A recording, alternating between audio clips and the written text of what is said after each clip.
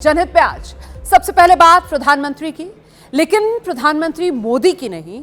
आगे उनकी खबर दिखाऊंगी मैं आपको, पर उनसे पहले बात उस प्रधानमंत्री की जो अभी सिर्फ ख्वाबों में है। जी, बनेगा भी, इसका अता पता दूर दूर तक नहीं। कब बनेगा, कैसे बनेगा, इसकी भी कोई गारंटी नहीं है। दरअसल सूत न कपास, जुलाहों में लट्ठम लट्ठा, ये कहावत तो आपने पहले सुनी ही होगी और आज इसका एक नमूना सामने आ गया है। देश के दो बड़े नेताओं ने बहस का प्लेटफॉर्म खोल दिया है। क्या भारत में कभी कोई मुसलमान प्रधानमंत्री बन पाएगा या नहीं? यानी जिस ओहदे पर आज प्रधानमंत्री मोदी हैं, उस पर कभी कोई बुर्के वाली या हिजाब वाली बैठ पाएगी या नहीं? रायसीना हिल्स 7 लोक कल्याण मार्ग में कोई दाढ़ी टोपी वाला नमाजी रह पाएगा या नहीं? अब आप सोच रहे होंगे कि ये किस किस्म की बहस है, इसमें वाकई कोई गंभीरता है या फिर ये सियासी टाइम पास है कि हिंदू मुसलमान करके न्यूज़ इंगेजमेंट बना रहे। दरअसल क्योंकि कल्पनाएं एक मुसलमान प्रधानमंत्री को लेकर हो रही हैं, इसीलिए एबीपी न्यूज़ ने आज खास तौर पर देश के कई शहरों में मुसलमानों के बीच जाकर रायशुमारी की है। इस ख्वाब और इस सियासत पर वो क्या सोचते हैं, थोड़ी देर में मैं आपको वो भी सुनाऊंगी। अभी सबसे पहले आप उन दोनों नेताओं यानी एआईएमआईएम के सदर असदुद्दीन ओवैसी और असम के मुख्यमंत्री हेमंत बिस्व शर्मा को सुनिए। इन्होंने ही ये बहस खड़ी की है कि भारत में कभी कोई मुसलमान प्रधानमंत्री बन पाएगा या नहीं बन पाएगा, या फिर ये देश किसी मुसलमान को प्रधानमंत्री बनने देगा या नहीं बनने देगा।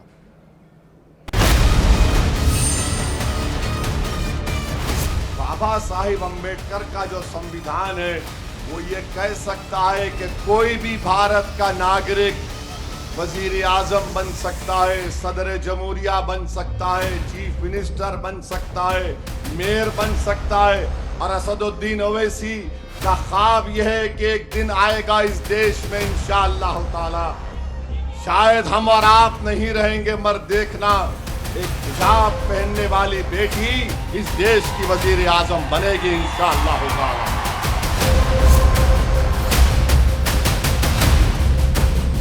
हम नहीं रहेंगे, शायद हम जमीन में जाकर हमारी हड्डियां भी घुल जाएंगी, मगर देखना एक दिन वो दिन आएगा।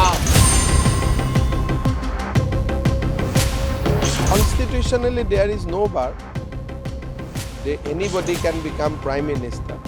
But India is a Hindu nation, Hindu civilization, and we will always believe, and we are extremely confident that Indian Prime Minister will always be a Hindu person. उनके दिमाग में ट्यूबलाइट है, उनको संविधान पे वो वोट लिए हैं। संविधान में कहाँ लिखा हुआ है?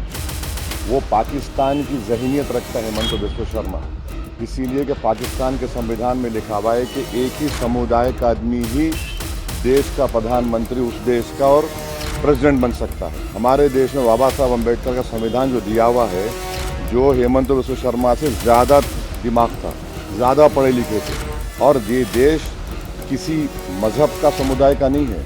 ये देश की खूबसूरती है कि जो किसी भगवान अल्लाह को नहीं मानता उसका भी देश है ये। तो उनकी सोच छोटी है, वो छोटे दिमाग के आदमी है, इस तरह से छोटी छोटी बात करते वो। अच्छा, ये बात कहां से शुरू हुई थी आपको पता है? दरअसल बात शुरू हुई थी मुंबई के मेयर से। एआईएमआईएम के एक नेता ने कहा था कि देखना, बीएमसी की मेयर कोई हिजाब बुर्का पहनने वाली बनेगी।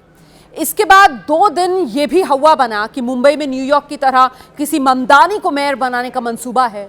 बड़े बड़े नेता इसमें बयान देते नजर आए, लेकिन असदुद्दीन ओवैसी ने अपने अदना नेता के बयान को ये कहकर बड़ा कर दिया कि मेयर तो क्या, एक दिन कोई हिजाब या बुर्के वाली इस देश की प्रधानमंत्री भी बनेगी। बस इसी पर हेमंत बिस्व शर्मा ने हिंदू राष्ट्र वाला रिएक्शन दिया और उसके बाद ओवैसी फिर बोले, और अब ओवैसी पर पूरा राइट विंग बोल रहा है।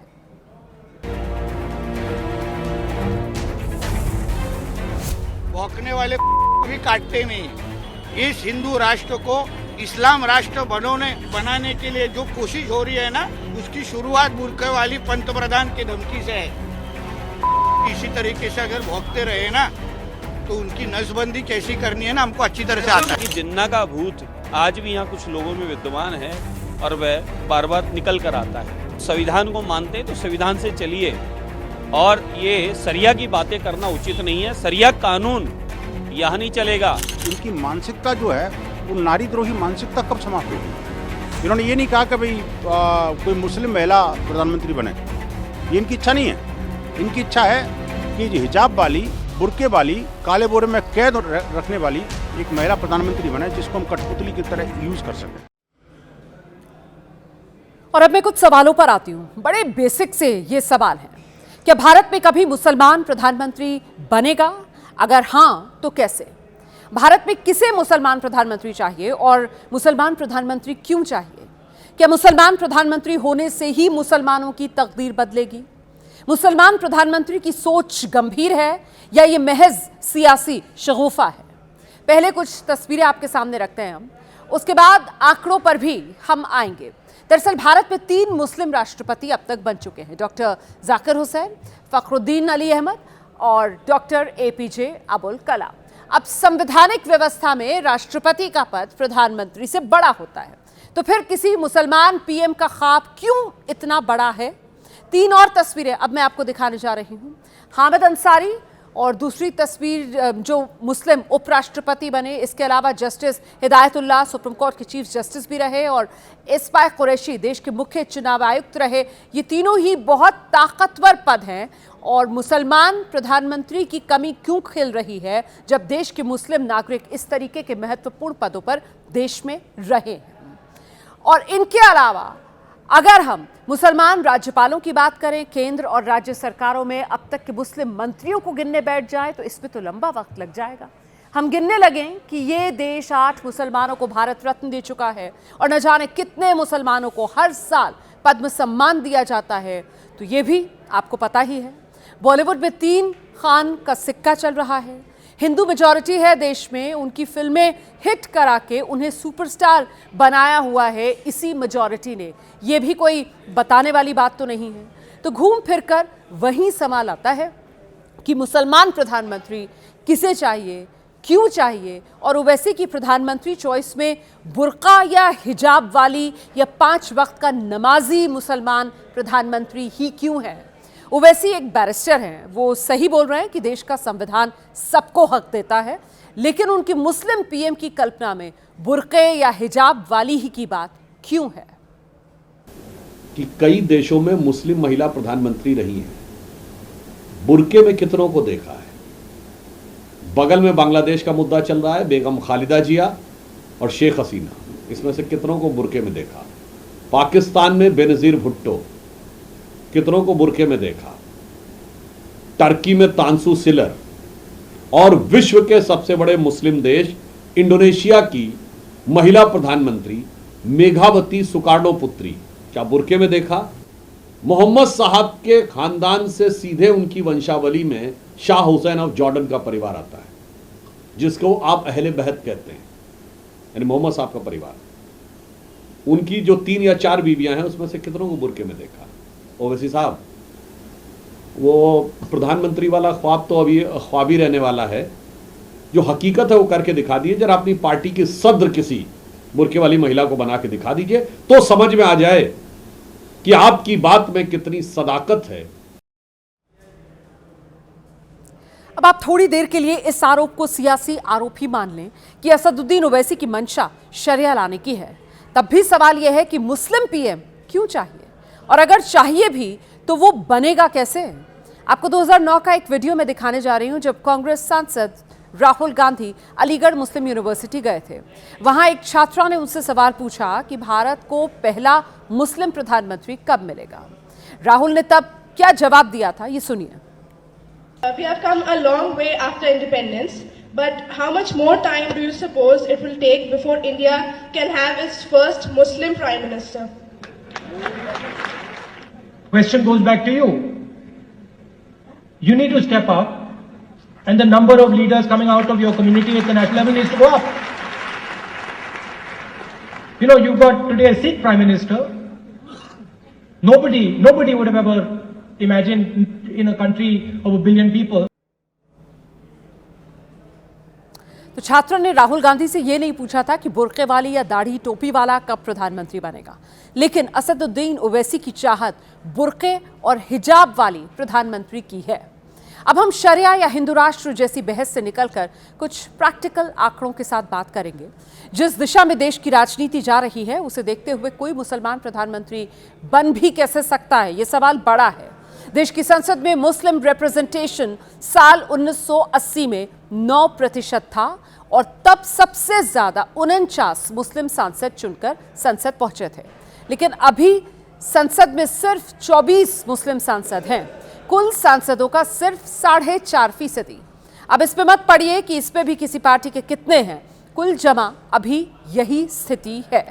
और अब तो देश की राजनीति में एक नया ट्रेंड बन गया है। बीजेपी को मुस्लिम विरोधी बताने वाली पार्टियां भी मुसलमानों पर चुनावी दांव लगाने में अब हिचक रही हैं। ये कुछ साल का ट्रेंड है।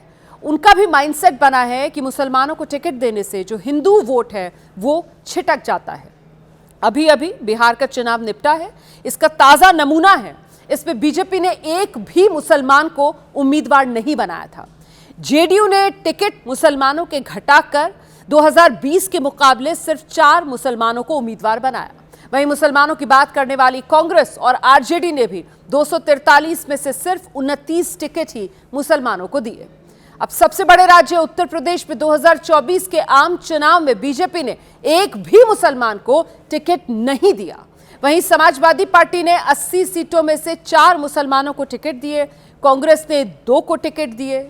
सवाल है, जब जीत के चांस ही नहीं माने जाएंगे, टिकट ही नहीं मिलेगा, जीतेंगे ही नहीं, तो प्रधानमंत्री कैसे बन जाएंगे? अच्छा, एक और विडंबना है, इसके बारे में मैं आपको बताने जा रही हूं। इसके लिए आपको देश का नक्शा देखना जरूरी हो जाता है। तो देश का नक्शा हम आपको दिखा रहे हैं। इसमें 28 राज्य, 8 केंद्र शासित प्रदेश हैं, लेकिन इनमें से सिर्फ एक जम्मू कश्मीर ऐसा है जहां मुस्लिम मुख्यमंत्री हैं। अभी उमर अब्दुल्ला, आप जानते हैं, पहले महबूबा मुफ्ती हुआ करती थी, उससे पहले फारूक अब्दुल्ला हुआ करते थे।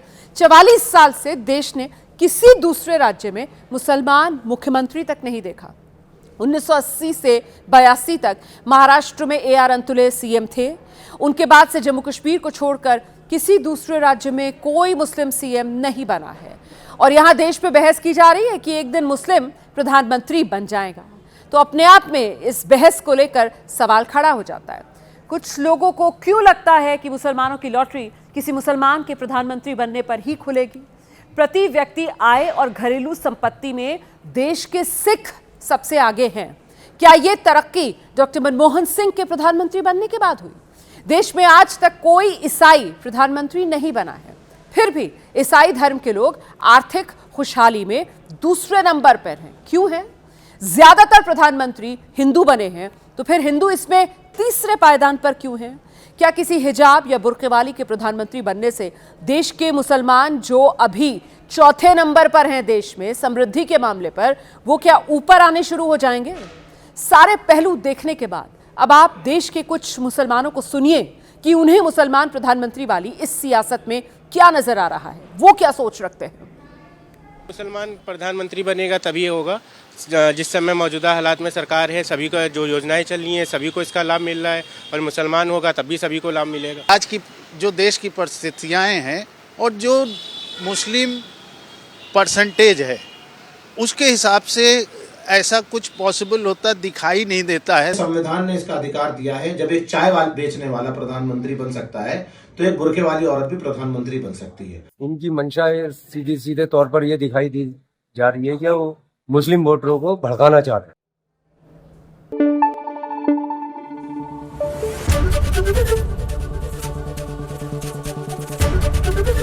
ABP न्यूज आपको रखे आगे।